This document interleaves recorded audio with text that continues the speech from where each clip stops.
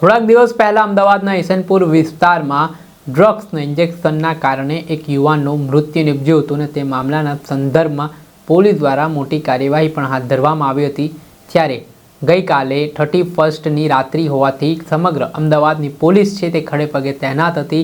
જડબેસલાક બંદોબસ્ત સાથે પોલીસ દ્વારા રાઉન્ડ ધ ક્લોક પેટ્રોલિંગ કરવામાં આવી રહ્યું હતું। તે દરમિયાન અમદાવાદના ઈસનપુર વિસ્તારમાં નશાકારક ઇન્જેક્શનનું વેચાણ કરાતો જે આરોપી છે તેની ધરપકડ કરવામાં આવી છે, જેમાં આ આરોપી છે બાળકો પાસેથી આ નશાકારક ઇન્જેક્શન વેચાતો હતો। ત્યારબાદ જ્યારે તેની ધરપકડ કરવામાં આવી ત્યારે મહત્વના ખુલાસા થયા છે। સમગ્ર ઘટના છે વિગતે વાત કરી।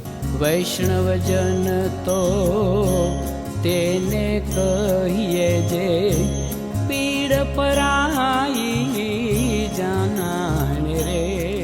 નમસ્કાર દર્શક મિત્રો, નવજીવન ન્યૂઝમાં આપનું સ્વાગત છે। હું છું ફૈઝાન। આજના સમયમાં યુવાધન જે રીતે નશાના રવાડે ચડ્યા છે તેના કારણે આ બાબત પોલીસ માટે પણ એક મોટો પડકાર છે। અલગ અલગ પ્રકારના નશાઓ છે તે યુવાનો દ્વારા કરવામાં આવતા હોય છે ને યુવાધન છે તે નશામાં ધકેલાતું હોય તેવી સ્થિતિનું પણ નિર્માણ થયું છે।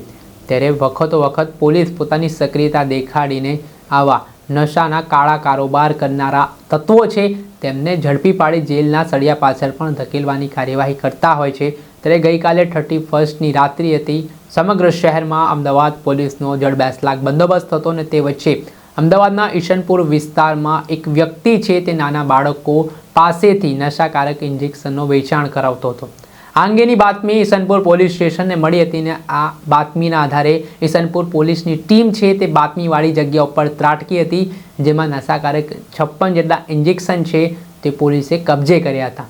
જેમાં હાલ સોહિલ સૈયદ નામનો જે આરોપી છે તેને આ ઇન્જેક્શન વેચવા માટે 500 રૂપિયા મળતા હોવાની વિગતો સામે આવી છે ને તે પણ નાના બાળકો પાસેથી આ નશાકારક ઇન્જેક્શન વેચાવતો હોય તે પ્રકારની વિગતો કહેવાઈ રહી છે। અને સોહિલ સૈયદને નાઝિયા બાનુ નામની જે મહિલા છે તે ઇન્જેક્શન વેચાણ કરવા માટે આપતી હતી અને તેમાં પણ પોલીસે ઊંડાણપૂર્વક તપાસ કરી ત્યારે હાર્દિક પટેલ જે બાપુનગરમાં મેડિકલ સ્ટોર ચલાવે છે તેના દ્વારા તેના મેડિકલ પરથી આ નશાકારક ઇન્જેક્શન નાઝિયા બાનુને આપવામાં આવતા હતા અને નાઝિયા બાનુ છે તે સોહિલ સૈયદ નામના જે આરોપી છે તેના વેચાણ કરવા માટે ઇન્જેક્શન આપતી હતી અને બદલામાં તે મહેનતાણું ચૂકવતી પણ હતી। પરંતુ આવી રીતે જે આખો નશાનો કાળો કારોબાર છે તે ચાલતો હતો તેને ઈસનપુર પોલીસે તોડી પાડ્યો છે અને આ બાબતને લઈને જે ડિવિઝનના એસીપી પ્રદીપસિંહ જાડેજાનું પણ નિવેદન સામે આવ્યું છે। તેમણે શું ખુલાસાઓ કર્યા છે આ બાબતમાં તે સાંભળી લો।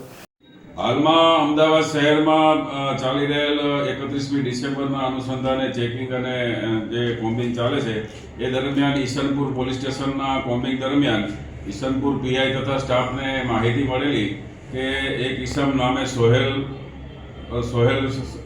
સૈયદ જે સોહેલ બાળકો મારફતે નશાના ઇન્જેક્શનો વેચતો હોવાની જે માહિતી મળેલી તેના આધારે સ્ટાફની ટીમ દ્વારા વોચ દરમિયાન આ સોહેલ સલીમભાઈ શેખને પકડી પાડવામાં આવેલ છે અને સોહેલ સલીમભાઈ શેખ પાસેથી એવી ઇન્જેક્શનની વાયલ નંગ 56 અને નીડલ જે સિરિંજ છે એ 44 નંગ કિંમત રૂપિયા 6040નો મુદ્દામાલ કબજે કરવામાં આવે છે।